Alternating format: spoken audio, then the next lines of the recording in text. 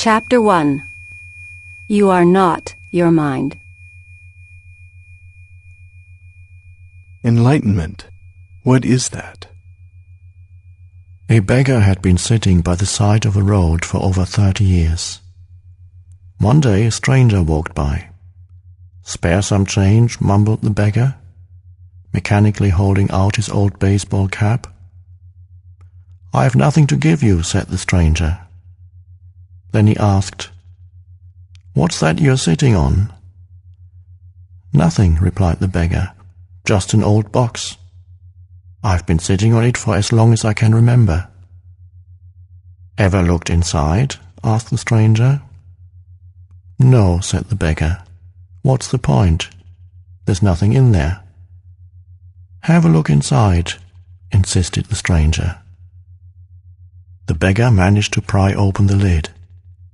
With astonishment, disbelief, and elation, he saw that the box was filled with gold.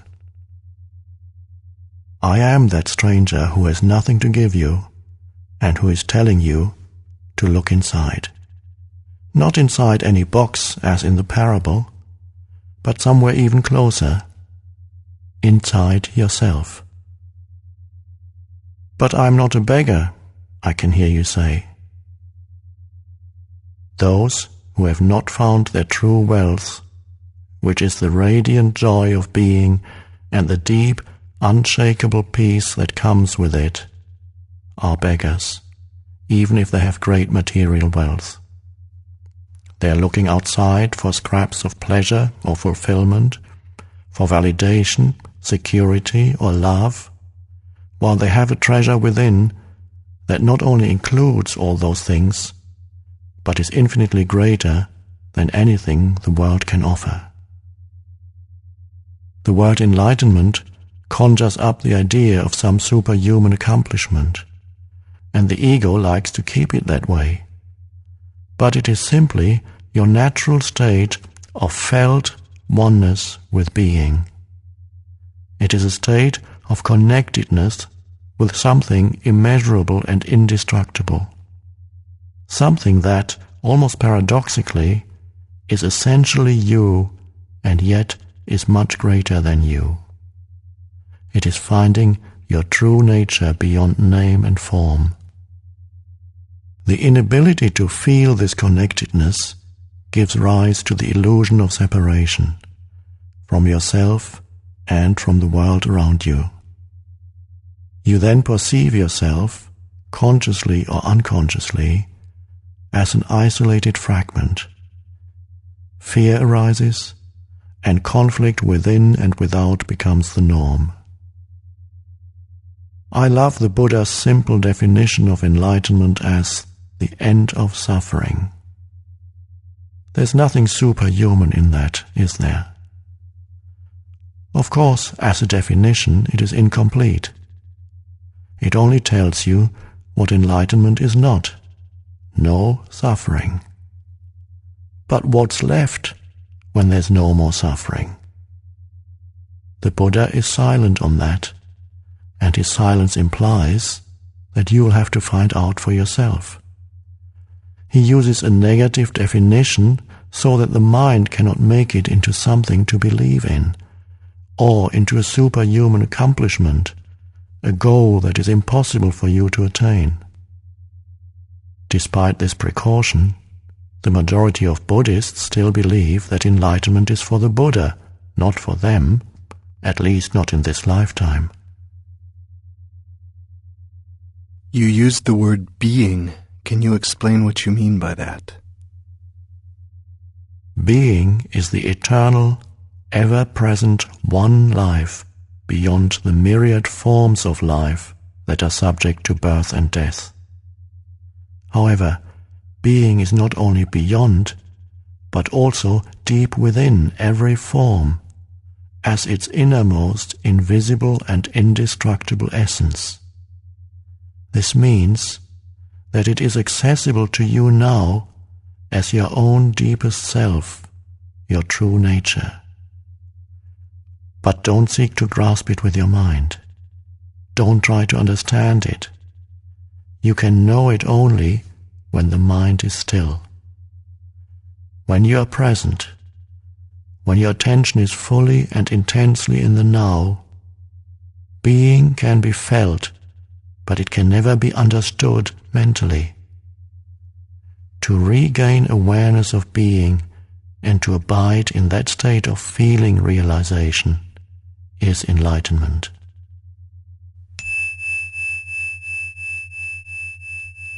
When you say being, are you talking about God?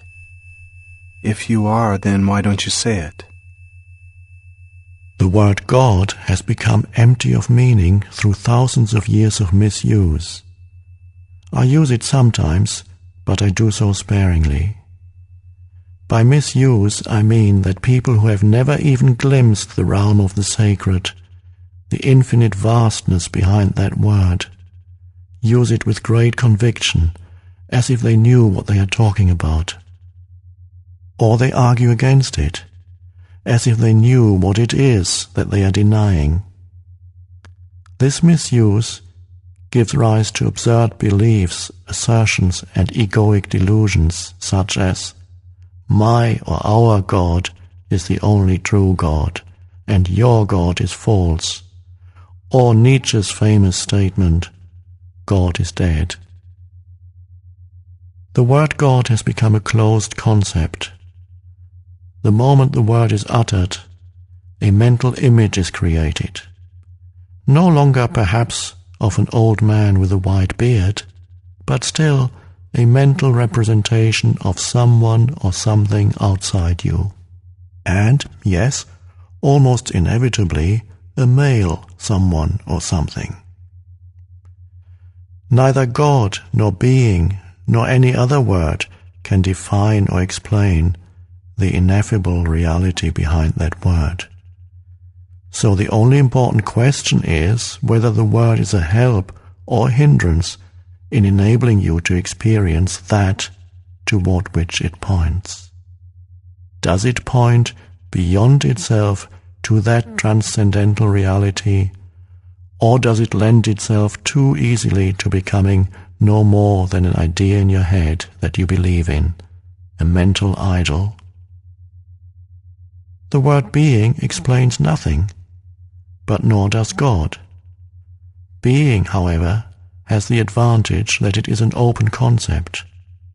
It does not reduce the infinite invisible to a finite entity. It is impossible to form a mental image of it. Nobody can claim exclusive possession of being. It is your very essence, and it is immediately accessible to you as the feeling of your own presence, the realization, I am, that is prior to I am this or I am that.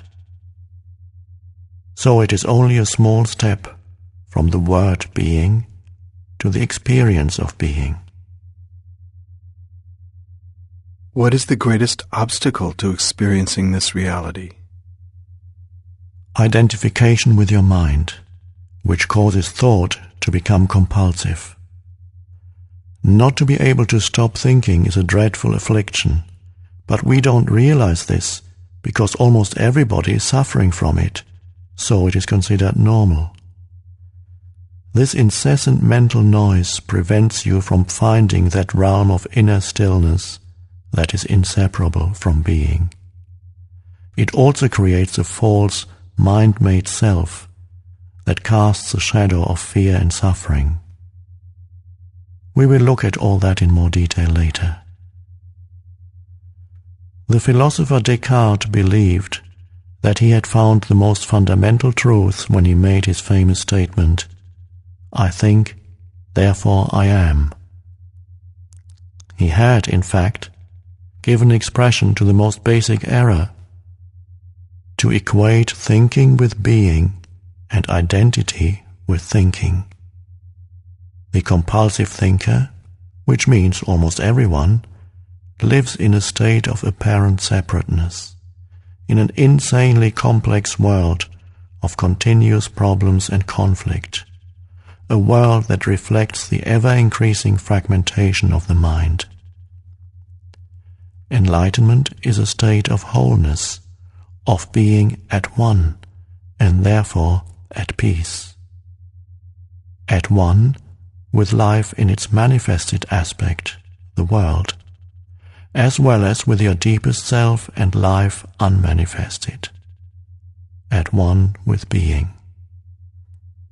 Enlightenment is not only the end of suffering and of continuous conflict within and without, but also the end of the dreadful enslavement to incessant thinking.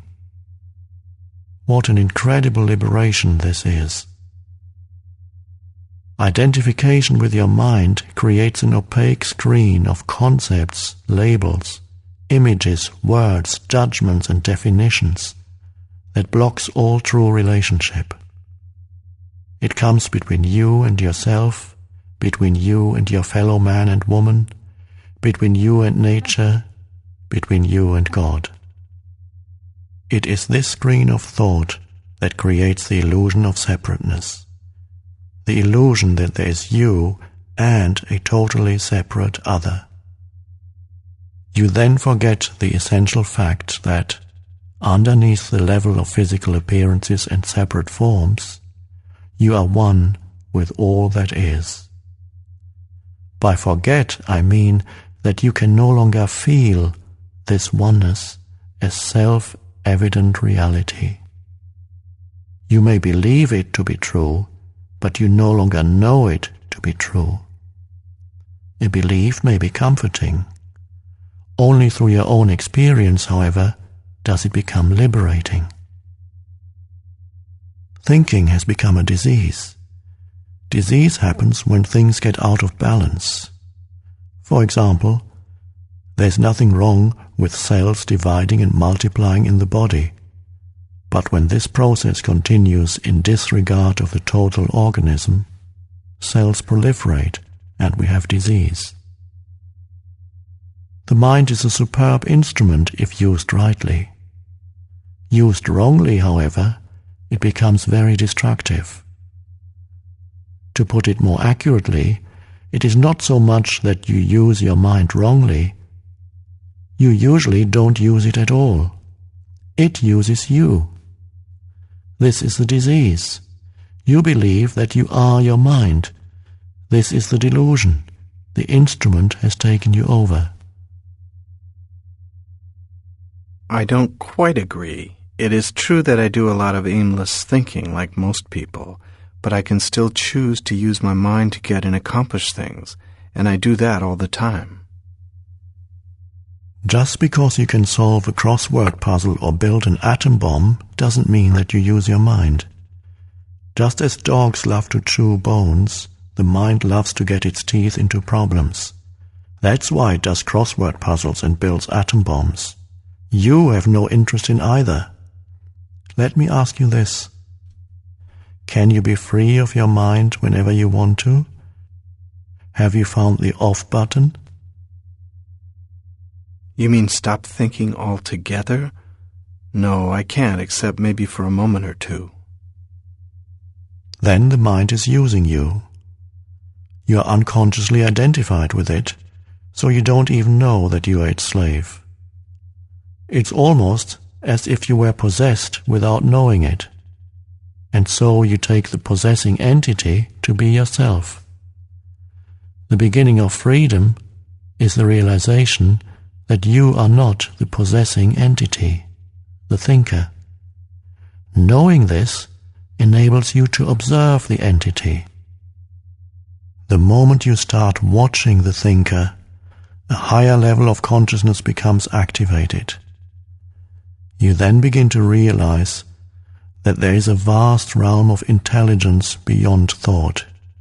That thought is only a tiny aspect of that intelligence.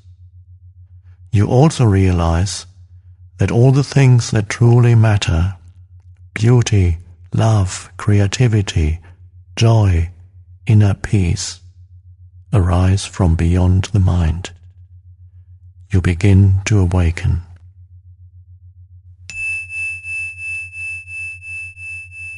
What exactly do you mean by watching the thinker? When someone goes to the doctor and says, "I hear a voice in my head," he or she will most likely be sent to a psychiatrist.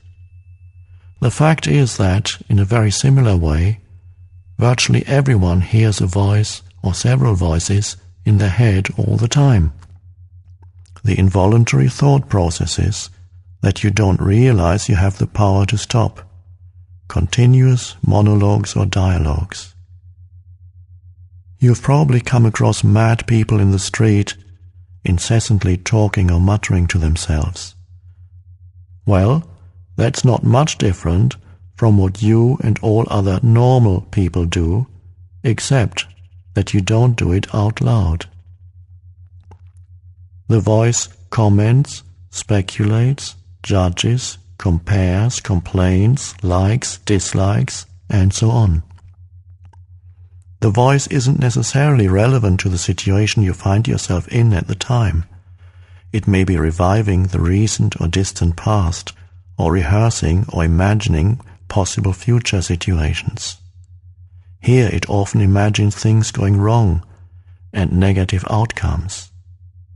This is called worry. Sometimes this soundtrack is accompanied by visual images or mental movies. Even if the voice is relevant to the situation at hand, it will interpret it in terms of the past. This is because the voice belongs to your conditioned mind, which is the result of all your past history as well as of the collective cultural mindset you inherited. So you see and judge the present through the eyes of the past and get a totally distorted view of it. It is not uncommon for the voice to be a person's own worst enemy.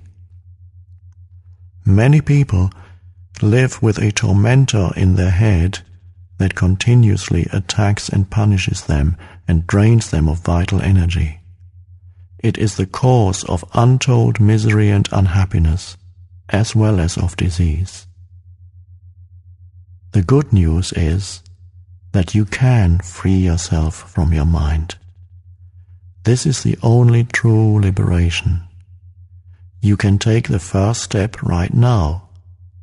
Start listening to the voice in your head as often as you can. Pay particular attention to any repetitive thought patterns, those old gramophone records that have been playing in your head perhaps for many years. This is what I mean by watching the thinker, which is another way of saying, listen to the voice in your head, be there as the witnessing presence. When you listen to that voice, listen to it impartially. That is to say, do not judge. Do not judge or condemn what you hear, for doing so would mean that the same voice has come in again through the back door. You will soon realize, there's the voice, and here I am listening to it, watching it. This I am realization, this sense of your own presence, is not a thought. It arises from beyond the mind.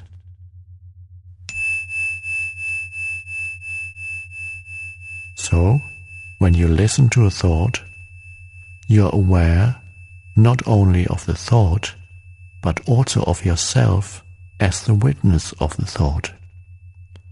A new dimension of consciousness has come in.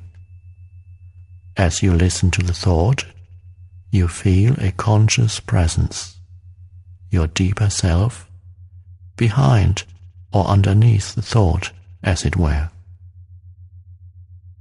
The thought then loses its power over you and quickly subsides, because you are no longer energizing the mind through identification with it. This is the beginning of the end of involuntary and compulsive thinking. When a thought subsides, you experience a discontinuity in the mental stream, a gap of no mind. At first, the gaps will be short, a few seconds perhaps, but gradually they will become longer. When these gaps occur, you feel a certain stillness and peace inside you. This is the beginning of your natural state of felt oneness with being, which is usually obscured by the mind. With practice, the sense of stillness and peace will deepen. In fact, there is no end to its depth. You will also feel a subtle emanation of joy arising from deep within, the joy of being. It is not a trance-like state. Not at all. There is no loss of consciousness here. The opposite is the case. If the price of peace were a lowering of your consciousness, and the price of stillness a lack of vitality and alertness, then they would not be worth having. In this state of inner connectedness, you are much more alert, much more awake than in the mind-identified state. You are fully present.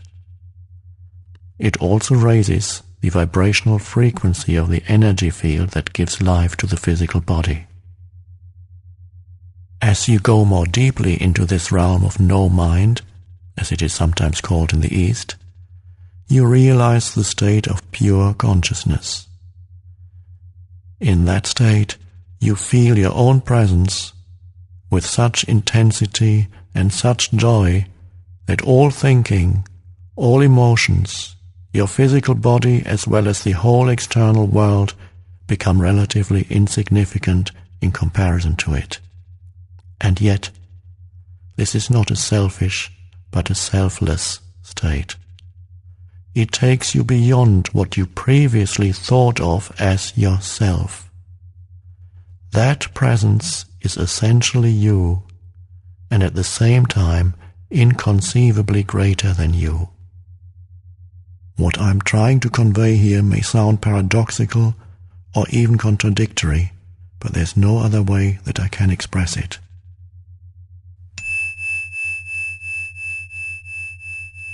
Instead of watching the thinker, you can also create a gap in the mind stream simply by directing the focus of your attention into the now. Just become intensely conscious of the present moment. This is a deeply satisfying thing to do. In this way, you draw consciousness away from mind activity and create a gap of no mind in which you are highly alert and aware, but not thinking. This is the essence of meditation.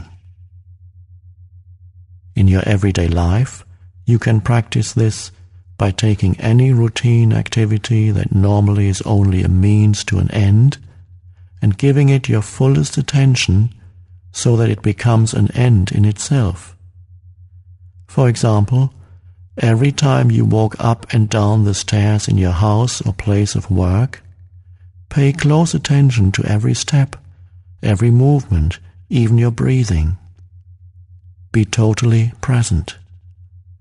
Or when you wash your hands, pay attention to all the sense perceptions associated with the activity, the sound and feel of the water, the movement of your hands, the scent of the soap, and so on.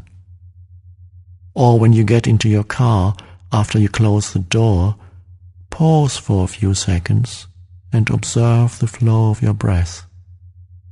Become aware of a silent but powerful sense of presence.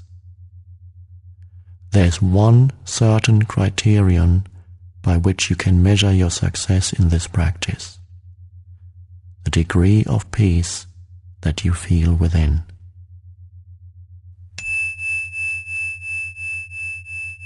So the single most vital step on your journey towards enlightenment is this: learn to disidentify from your mind.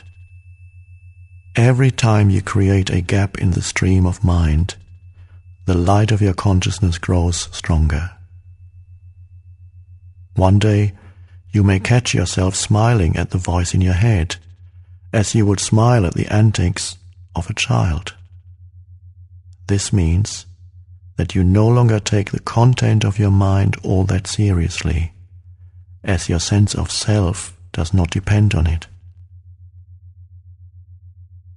Isn't thinking essential in order to survive in this world? Your mind is an instrument, a tool.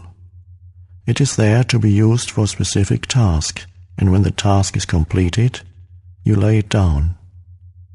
As it is, I would say about 80 to 90% of most people's thinking is not only repetitive and useless, but because of its dysfunctional and often negative nature, much of it is also harmful. Observe your mind and you will find this to be true. It causes a serious leakage of vital energy. This kind of compulsive thinking is actually an addiction. What characterizes an addiction? Quite simply this: you no longer feel that you have the choice to stop. It seems stronger than you. It also gives you a false sense of pleasure, pleasure that invariably turns into pain. Why should we be addicted to thinking? Because you identified with it, which means that you derive your sense of self from the content and activity of your mind. Because you believe that you would cease to be if you stopped thinking. As you grow up, you form a mental image of who you are, based on your personal and cultural conditioning. We may call this phantom self the ego. It consists of mind activity and can only be kept going through constant thinking. The term ego means different things to different people, but when I use it here, it means a false self, created by unconscious identification with the mind. To the ego, the present moment hardly exists. Only past and future are considered important. This total reversal of the truth accounts for the fact that in the ego mode the mind is so dysfunctional. It is always concerned with keeping the past alive, because without it, who are you? It constantly projects itself into the future to ensure its continued survival and to seek some kind of release or fulfillment there. It says, one day, when this, that, or the other happens, I'm going to be okay, happy, at peace. Even when the ego seems to be concerned with the present, it is not the present that it sees. It misperceives it completely because it looks at it through the eyes of the past. Or it reduces the present to a means to an end that always lies in the mind-projected future. Observe your mind, and you'll see that this is how it works. The present moment holds the key to liberation, but you cannot find the present moment as long as you are your mind. I don't want to lose my ability to analyze and discriminate. I wouldn't mind learning to think more clearly in a more focused way, but I don't want to lose my mind. The gift of thought is the most precious thing we have. Without it, we would be just another species of animal. The predominance of mind is no more than a stage in the evolution of consciousness. We need to go on to the next stage now as a matter of urgency. Otherwise, we will be destroyed by the mind which has grown into a monster. I will talk about this in more detail later. Thinking and consciousness are not synonymous. Thinking is only a small aspect of consciousness. Thought cannot exist without consciousness, but consciousness does not need thought. Enlightenment means rising above thought, not falling back to a level below thought, the level of an animal or plant. In the enlightened state, you still use your thinking mind when needed, but in a much more focused and effective way than before. You use it mostly for practical purposes, but you're free of the involuntary internal dialogue, and there's inner stillness. When you do use your mind, and particularly when a creative solution is needed, you oscillate every few minutes or so between thought and stillness, between mind and no mind. No mind is consciousness without thought. Only in that way is it possible to think creatively, because only in that way does thought have any real power. Thought alone, when it is no longer connected with the much vaster realm of consciousness, quickly becomes barren, insane, destructive. The mind is essentially a survival machine. Attack and defense against other minds, gathering, storing and analyzing information. This is what it is good at, but it is not at all creative. All true artists, whether they know it or not, create from a place of no mind, from inner stillness. The mind then gives form to the creative impulse or insight. Even the great scientists have reported that their creative breakthroughs came at a time of mental quietude. The surprising result of a nationwide inquiry among America's most eminent mathematicians, including Einstein, to find out their working methods, was that thinking plays only a subordinate part in the brief, decisive phase of the creative act itself. So I would say that the simple reason why the majority of scientists are not creative is not because they don't know how to think, but because they don't know how to stop thinking. It wasn't through the mind, through thinking, that the miracle that is life on earth or your body were created and are being sustained. There is clearly an intelligence at work that is far greater than the mind. How can a single human cell measuring 1/1000th of an inch across contain instructions within its DNA that would fill 1,000 books of 600 pages each? The more we learn about the workings of the body, the more we realize just how vast is the intelligence at work within it and how little we know. When the mind reconnects with that, it becomes a most wonderful tool. It then serves something greater than itself. What about emotions? I get caught up in my emotions more than I do in my mind. Mind, in the way I use the word, is not just thought. It includes your emotions as well as all unconscious mental-emotional reactive patterns. Emotion arises at the place where mind and body meet. It is the body's reaction to your mind, or you might say, a reflection of your mind in the body. For example, an attack thought or a hostile thought will create a build-up of energy in the body that we call anger. The body is getting ready to fight. The thought that you are being threatened, physically or psychologically, causes the body to contract, and this is the physical side of what we call fear.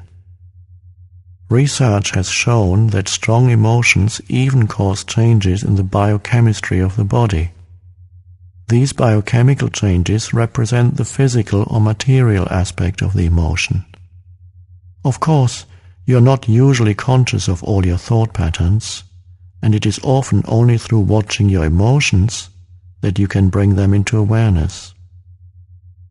The more you are identified with your thinking, your likes and dislikes, judgments and interpretations, which is to say, the less present you are as the watching consciousness, the stronger the emotional energy charge will be, whether you are aware of it or not. If you cannot feel your emotions, if you are cut off from them, you will eventually experience them on a purely physical level, as a physical problem or symptom. A great deal has been written about this in recent years, so we don't need to go into it here. A strong unconscious emotional pattern may even manifest as an external event that appears to just happen to you, For example, I have observed that people who carry a lot of anger inside without being aware of it and without expressing it are more likely to be attacked, verbally or even physically, by other angry people, and often for no apparent reason. They have a strong emanation of anger that certain people pick up subliminally and that triggers their own latent anger. If you have difficulty feeling your emotions, start by focusing attention on the inner energy field of your body. Feel the body from within. This will also put you in touch with your emotions. We will explore this in more detail later.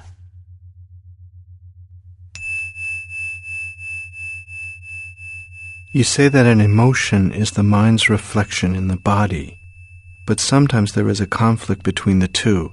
The mind says no, while the emotion says yes, or the other way around.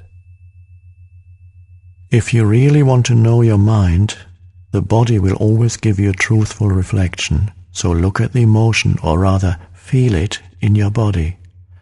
If there's an apparent conflict between them, the thought will be the lie, the emotion will be the truth. Not the ultimate truth of who you are, but the relative truth of your state of mind at that time. Conflict between surface thoughts and unconscious mental processes is certainly common. You may not yet be able to bring your unconscious mind activity into awareness as thoughts, but it will always be reflected in the body as an emotion, and of this you can become aware. To watch an emotion in this way is basically the same as listening to or watching a thought, which I described earlier. The only difference is that, while a thought is in your head, an emotion has a strong physical component and so is primarily felt in the body. You can then allow the emotion to be there without being controlled by it. You no longer are the emotion. You are the watcher, the observing presence. If you practice this, all that is unconscious in you will be brought into the light of consciousness. So observing our emotions is as important as observing our thoughts? Yes. Make it a habit to ask yourself, what's going on inside me at this moment? That question will point you in the right direction. But don't analyze, just watch. Focus your attention within. Feel the energy of the emotion.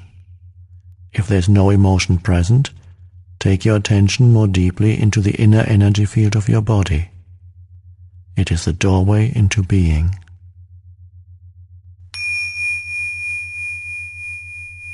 An emotion usually represents an amplified and energized thought pattern, and because of its often overpowering energetic charge, it is not easy initially to stay present enough to be able to watch it.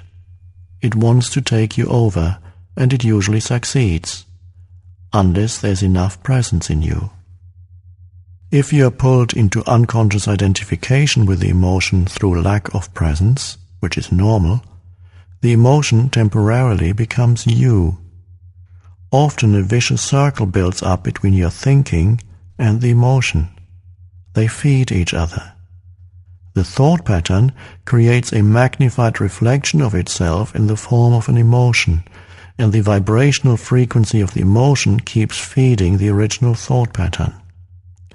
By dwelling mentally on the situation, event, or person that is the perceived cause of the emotion, the thought feeds energy to the emotion, which in turn energizes the thought pattern, and so on. Basically, all emotions are modifications of one primordial, undifferentiated emotion that has its origin in the loss of awareness of who you are beyond name and form. Because of its undifferentiated nature, it is hard to find a name that precisely describes this emotion. Fear comes close, but apart from a continuous sense of threat, it also includes a deep sense of abandonment and incompleteness. It may be best to use a term that is as undifferentiated as that basic emotion and simply call it pain. One of the main tasks of the mind is to fight or remove that emotional pain, which is one of the reasons for its incessant activity. But all it can ever achieve is to cover it up temporarily. In fact, the harder the mind struggles to get rid of the pain, the greater the pain.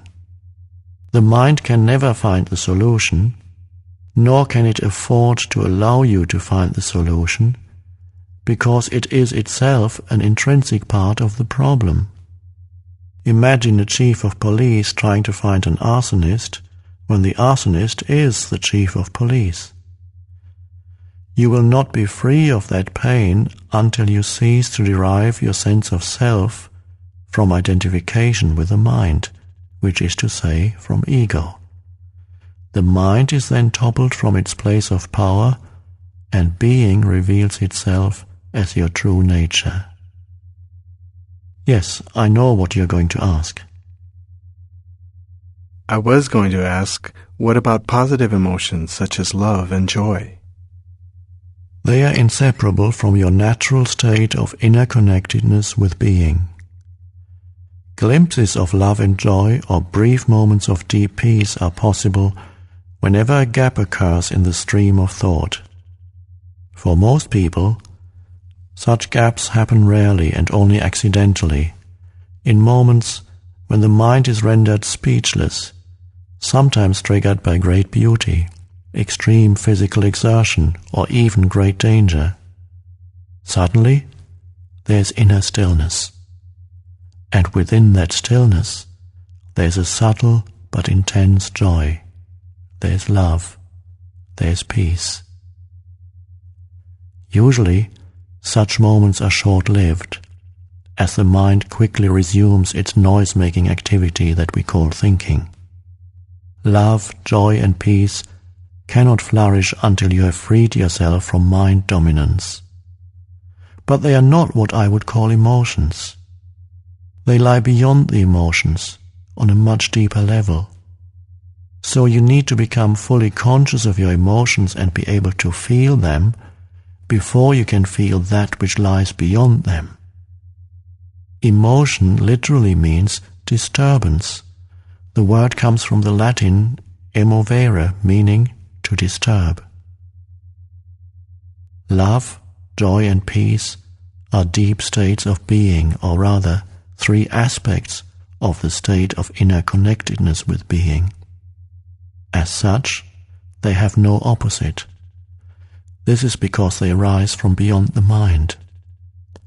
Emotions, on the other hand, being part of the dualistic mind, are subject to the law of opposites. This simply means that you cannot have good without bad. So in the unenlightened, mind-identified condition, what is sometimes wrongly called joy is the usually short-lived pleasure side of the continuously alternating pain-pleasure cycle. Pleasure is always derived from something outside you, whereas joy arises from within.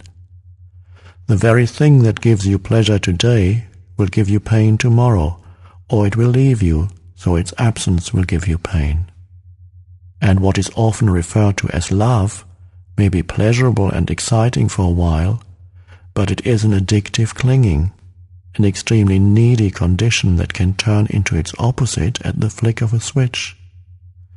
Many love relationships, after the initial euphoria has passed, actually oscillate between love and hate, attraction and attack.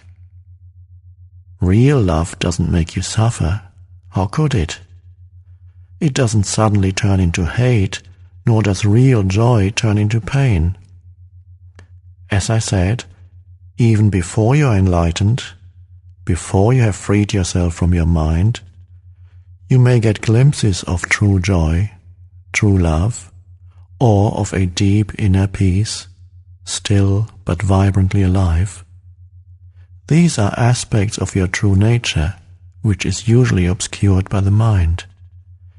Even within a normal, addictive relationship, there can be moments when the presence of something more genuine, something incorruptible, can be felt.